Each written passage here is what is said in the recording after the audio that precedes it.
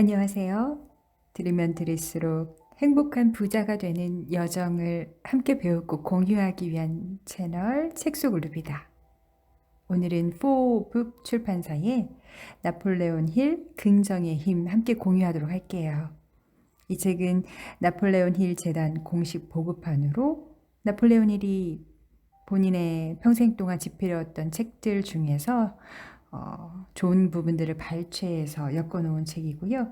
풍요로운 삶으로 나가기 위한 나폴레온 힐의 조언이라고 보시면 될 거예요.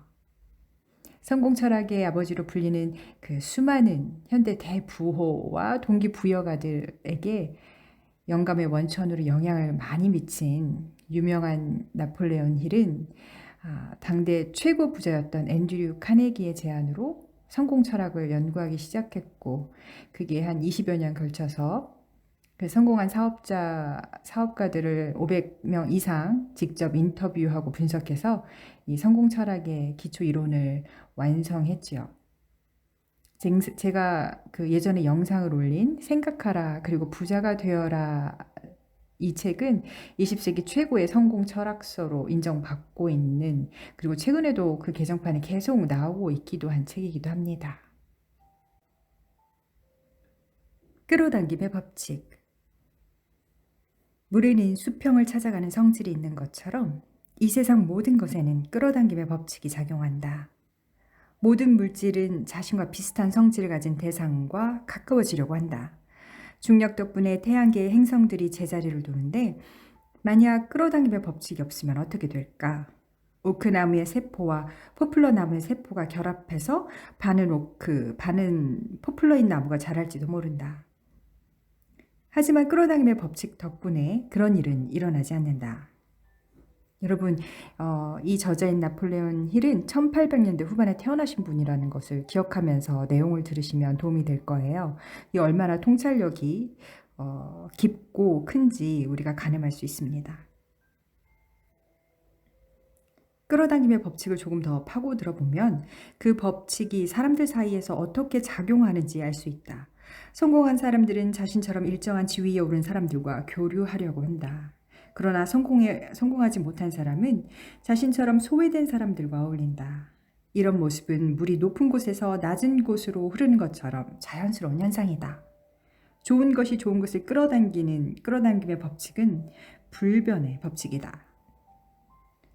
사람들은 자신과 생각이 비슷한 사람을 만나기 위해 지속적으로 서로를 탐색한다. 그럴 때 우리의 사고방식과 가치관은 다른 사람을 끌어당기는 자석으로 작용한다. 이와 함께 자신의 생각을 통제하면서 원하는 방향으로 이끌어 나가기 위해서는 긍정적인 마음가짐과 행동이 매우 중요하다. 의식적으로 생각하는 것이 행동에 영향을 미친다면 어떻게 될까?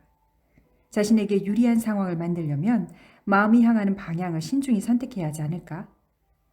생각이 행동에 미치는 영향의 의미를 곱씹어 보라. 인류가 일궈낸 모든 성과는 생각을 행동으로 옮기는 것에 바탕을 두고 있으며, 이는 과학적으로도 확인된 사실이다. 지금부터 당신은 의심과 좌절, 불확실성처럼 실패가 도사리고 있는 황무지를 건너기 위한 길을 닦아야 하기에 그 길에 대한 철저한 공부가 필요하다. 인간의 사고를 정확히 설명할 수는 없다. 그러나 그 분야를 연구하는 철학자나 과학자들은 생각은 사람의 행동을 좌우하는 강력한 힘을 가지고 있다고 말한다. 또한 심사숙고를 통해 형성된 개인의 이상은 마음속에 영구적으로 자리를 잡는데, 이는 의식적으로든 무의식적으로든 사람의 행동에 영향을 미친다. 그래서 자기 암시처럼 의식에 붙잡아둔 생각은 변화를 원하는 사람들에게 매우 효과적이다. 자기 암시를 통해 자신이 선택한 틀 안에서 변화를 유도할 수 있기 때문이다.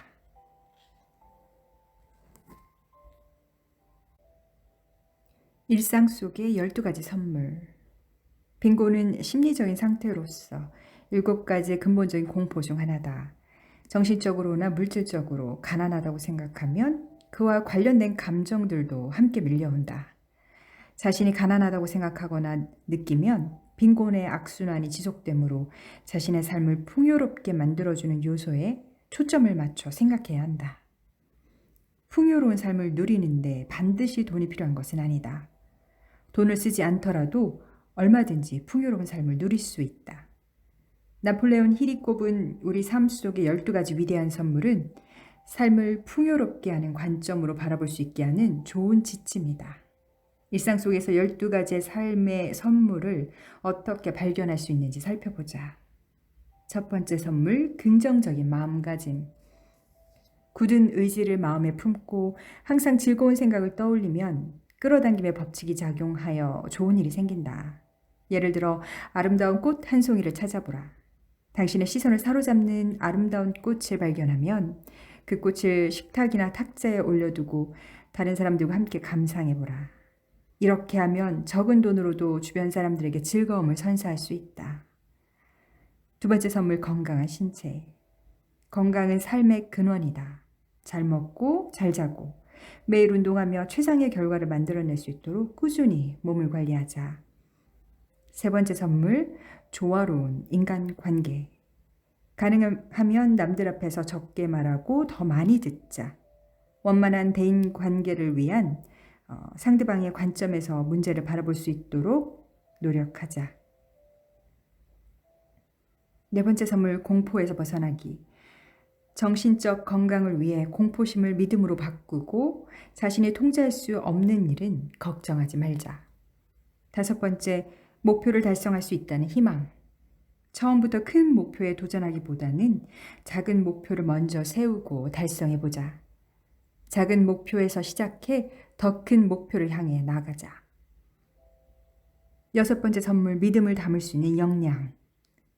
믿음에 기반한 감동적인 이야기를 읽고 자신의 삶에도 비슷한 사례가 있는지 찾아보자. 일곱 번째 선물, 자신의 축복을 나누려는 자세. 남는 재산이 아니라 현재 자신이 벌이는 수익의 일부를 어려운 사람들과 나누자. 여덟 번째 선물, 사랑의 실천. 순수하게 행위 자체로 즐거워지는 일을 시작하자. 아홉 번째 선물, 열린 마음으로 바라보는 자세. 세상에서 자신이 차지하는 공간을 늘리고 더 성장할 수 있도록 도전하자. 현재에 안주하지 말고 새로운 지식과 기술을 배우자. 열 번째 선물, 자기관리. 시간과 돈에 대한 계획을 세우고 건강 유지를 위해 일별 계획을 세우자. 티끌 모아 태산이 된다. 11번째 선물, 다른 사람을 이해하는 능력. 사람의 마음을 움직이도록 영감을 주는 동기부여로 스스로를 단련하자. 그런 다음 자신에게 동기를 부여하는 1순위, 2순위에 어떤 것들이 있는지, 그것들이 좋은 동기부여인지 아닌지 생각해보자. 자신의 행동이 자기 삶의 위치를 결정한다. 12번째 선물, 경제적 안정. 수입의 일부를 저축해서 계획적이고 안정적으로 재정을 유지하자. 재정적인 문제로 다른 사람의 일꾼이나 노예가 되지 말자. 인생이 우리에게 주는 12가지 선물을 알아보는 안목을 갖추게 되면 자신뿐만 아니라 주변 사람들에게 도움을 줄 수 있다. 또한 성공적인 인생을 살았다는 평가를 받을 수도 있다. 성공이라는 실체가 막연하고 먼 이야기로 들리기 쉽다. 하지만 쉬운 일들을 하나씩 실천하다 보면 어느 순간 성공에 다가서 있는 자신의 모습을 보게 될 것이다. 장벽 허물기. 에메랄드 섬이라 불리는 아일랜드는 본토를 아름답게 수놓은 돌담으로 유명하다.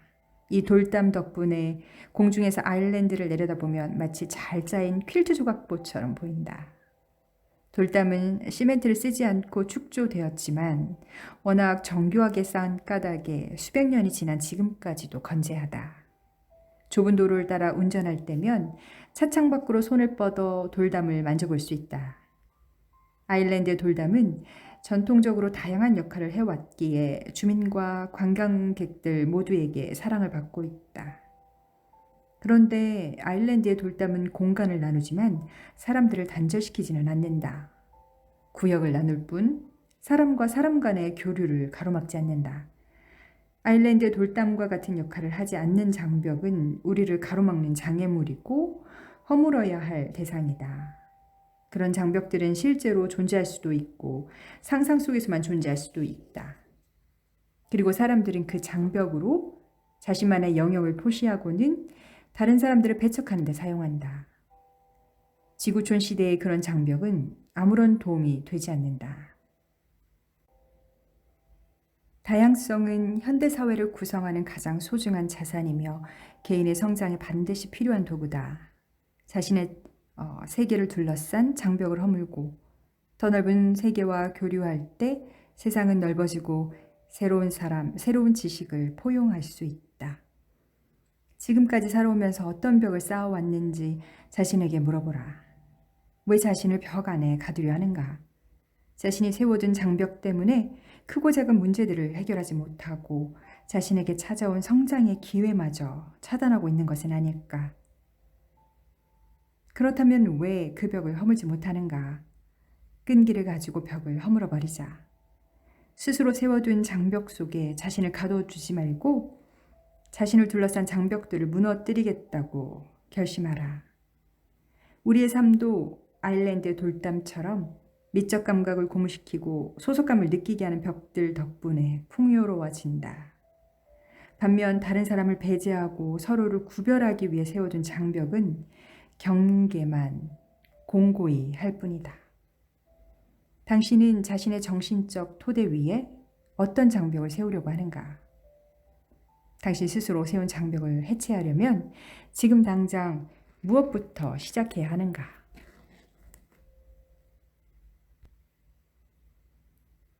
공포심.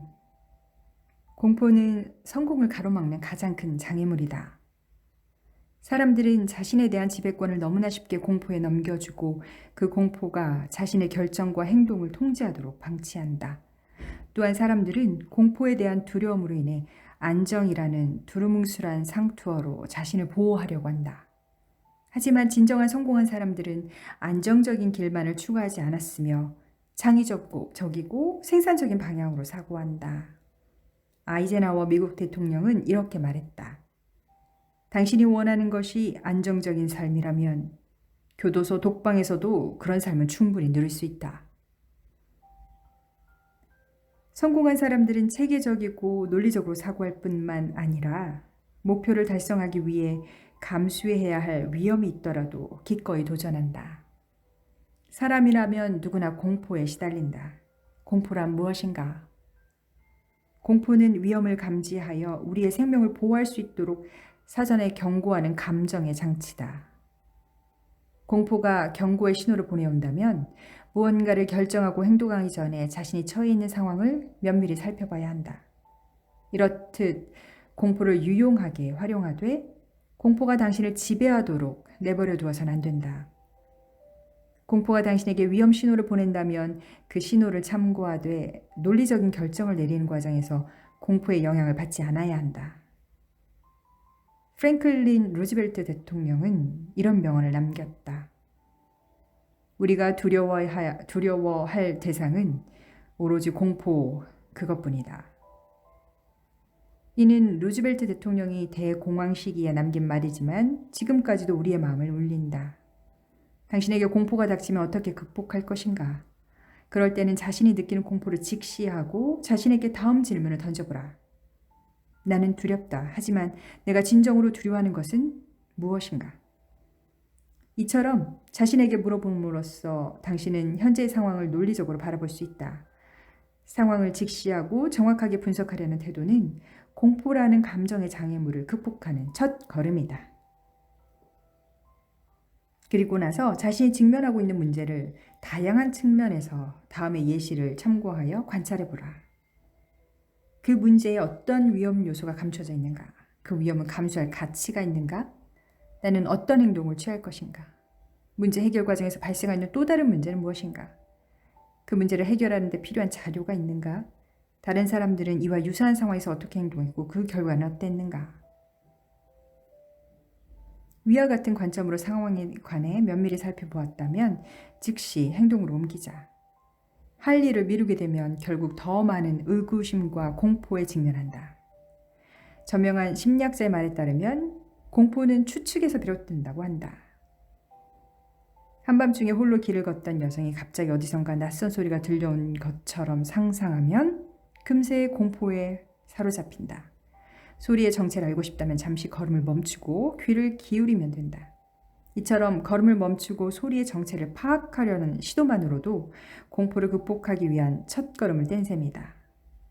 성공을 하고 싶다면 자신에게 다가온 공포를 다스리면서 목표를 향해 걸음을 내디뎌야 한다.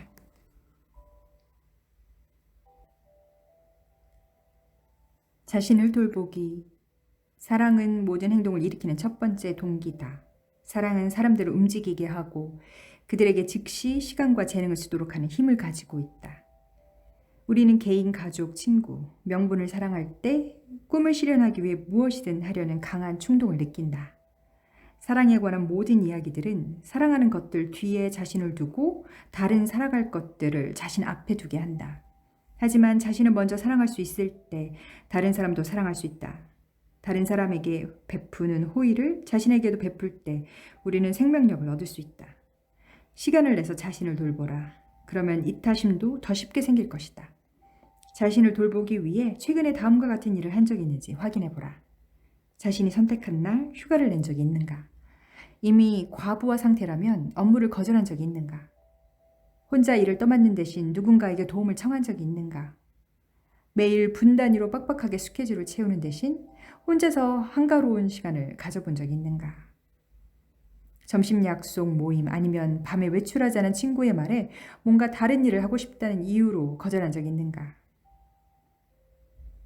아침부터 밤까지 온전히 나만의 일로 하루를 보낸 적이 있는가? 당신을 행복하게 하는 일들을 생각해 본 적이 있는가? 좀 더 즐길 수 있는 기회를 자주 갖게 되면 상상할 수 없을 만큼 건강하고 행복하고 멋진 사람이 될 수 있다. 자신에게 먼저 투자하라는 재무 계획에 대해 들어본 적이 있을 것이다. 오늘 하루는 당신을 위해 보내고 당신의 인생에 기쁨을 줄 수 있는 일을 해보라. 이렇게 결심하면 모든 것이 긍정적이고 매력적으로 보일 것이다.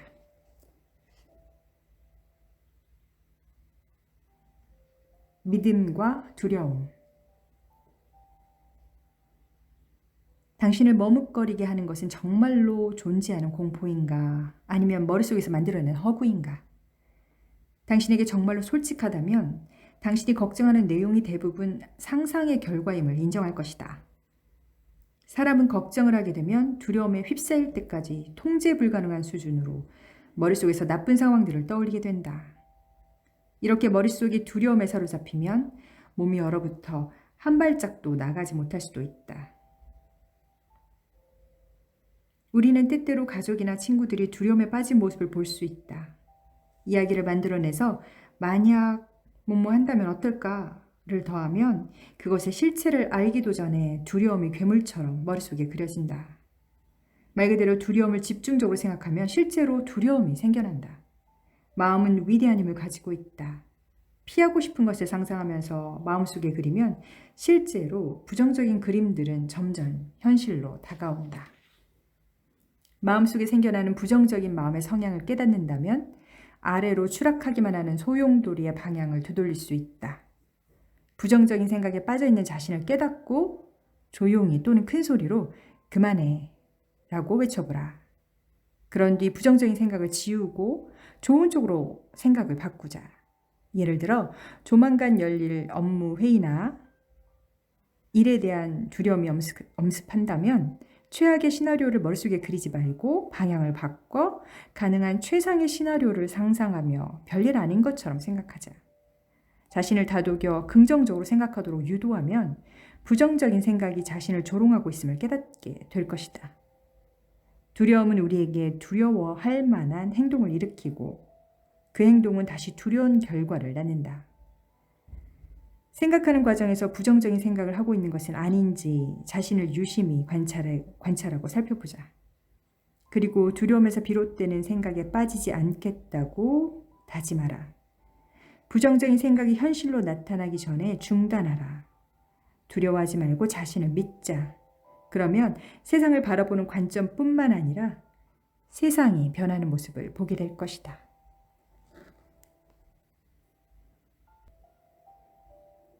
복수심과 자기 파괴. 보복하고 싶은 동기가 엄습할 때 보복에 몰두하는 대신 축복에 집중하면 어떨까?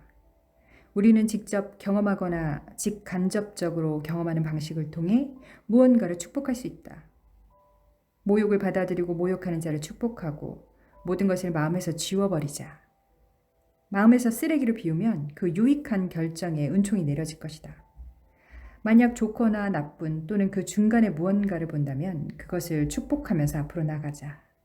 복수를 꿈꾸면 안갚음과 보복이라는 틀 안에 갇히게 된다. 보복은 언제나 일어나기 직전인 교통사고와 같다. 왜 그런 길을 가려고 하는가? 보복하고 싶은 욕구를 유발하는 마음의 상처부터 먼저 내려놓자. 보복의 악순환이 시작되기 전에 끝내자. 당신은 끝낼 수 있다. 누군가 나를 화나게 하거나 모욕을 주었다고 느낄 때 복수심이 생기면서 이성적인 판단이 흐려진다.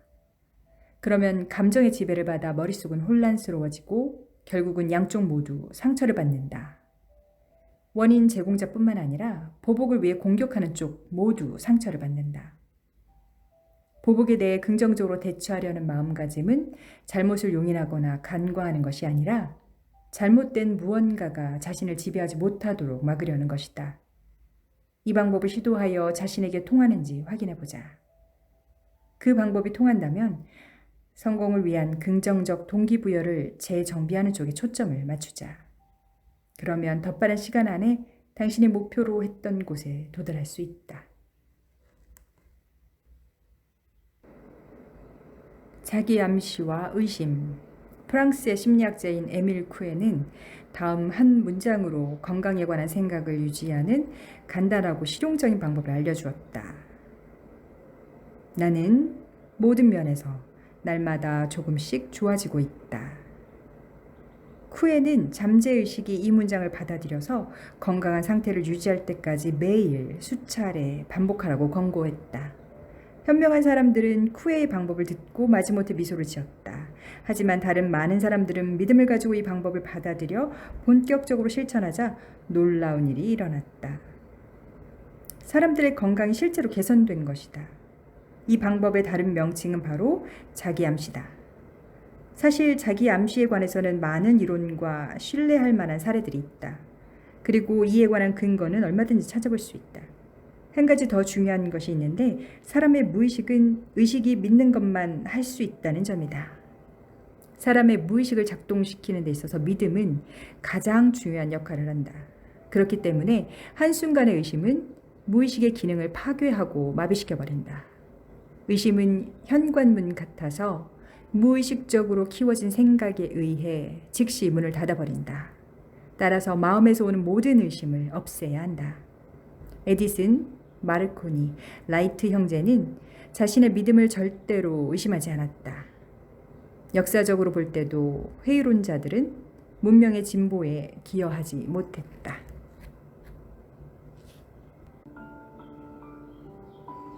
나폴레온 힐은 결국 당신의 긍정적인 마음가짐이 올바른 마음에서 비롯되었다면 당신에게 안성맞춤인 일을 할 수 있도록 길이 열릴 것이라고 말하고 있습니다. 그리고 우리의 부정적인 감정으로 그 흐름을 막지 않고 또 열린 길로 나아갈 때 우리는 우리의 인생의 사명을 다할 수 있다고 얘기하고 있네요. 오늘도 이 한 권의 멋진 책으로 여러분의 삶을 이루고 누비고 즐기세요.